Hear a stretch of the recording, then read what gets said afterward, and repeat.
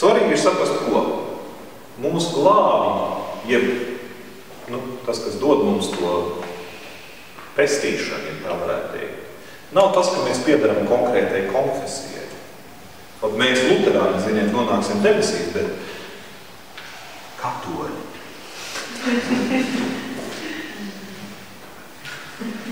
Tā nav.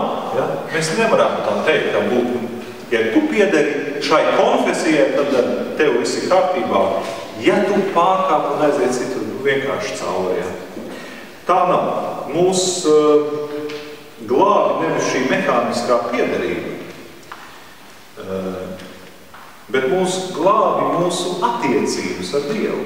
Tā reālā paļāvība, tā reālā komunikācija ar Dievu, ar Kristu.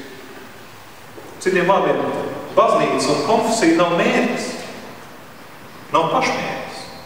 Mērķis ir attiecības ar Dievu.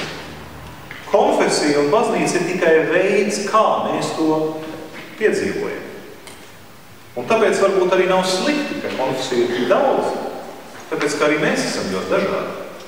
Mēs katrs varam atrast to labāko, piemērotāko veidu, kā mēs varam iepazīt Dievu. Nu, lūk, tik tālu es gribēju jums šo izstāstīt. Un visādas tādas lietas.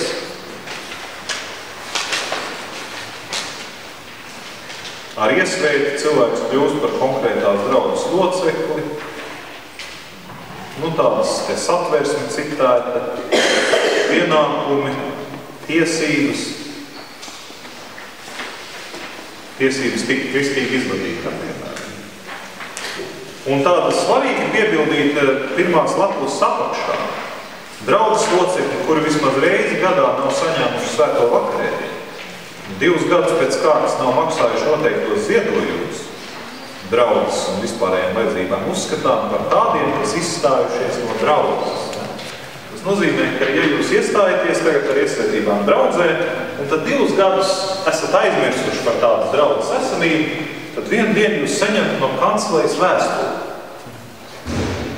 Cienījamais Jāni Bērziņš, jūs sen neesat tā kā redzēts. Ja?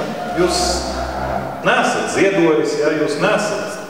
Jo ziedojums ir tā formālā, tas formālais veids, kā mēs varam pamanīt, ka kāds cilvēks ir. Ja?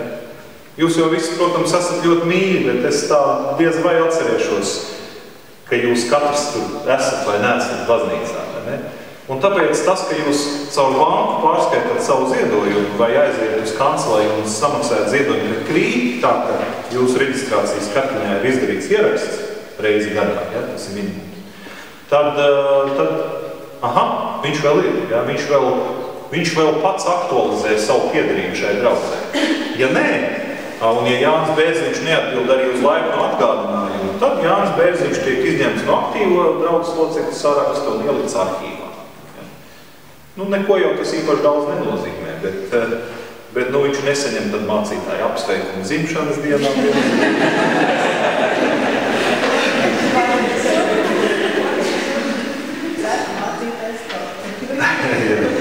Tā. Tas tā ir tāda nianse. Bet interesanti daudz cilvēku apvainojas. Ja? Viņi apvainojas par to, ka viņiem aizsūta šādu vēstuli. Ja? Jā, bet ziniet, es jums tur katru reizi eju un metu kastītē iekšā, un kas tā pa nekaunīgi, man te tagad kaut ko jau un tā. Reāli apvainojas, ja? Bet kā mēs varam zināt, ka Jānis Bērziņš kastītē ir kaut ko ievies, ja? Tāpēc šī prasība, ka Jānis Bērziņš vismaz reizi gadā saka, halo, es esmu šeit. Otrā lapusē tad mazliet arī par draudzes finansēm, kādā veidā draudze dzīvo no kā, kā jau teicu, mēs dzīvojam paši no tā, ko saziedojam.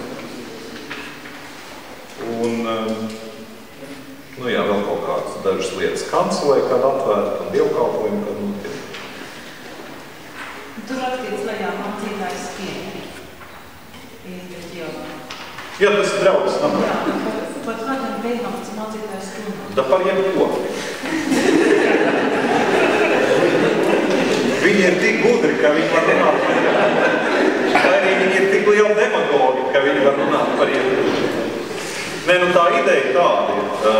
Tas, starp citu, ir nopietns jautājums, labs jautājums. Nu, tāpēc, kad mums pacēlās mājas māsai, tas viņa problēmas ar vīri, es saku, aiziet un mācīt. Jā.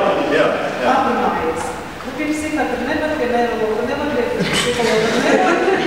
Kāpēc nevar? Nu, tāpēc, ka viņi neko nesapratīs.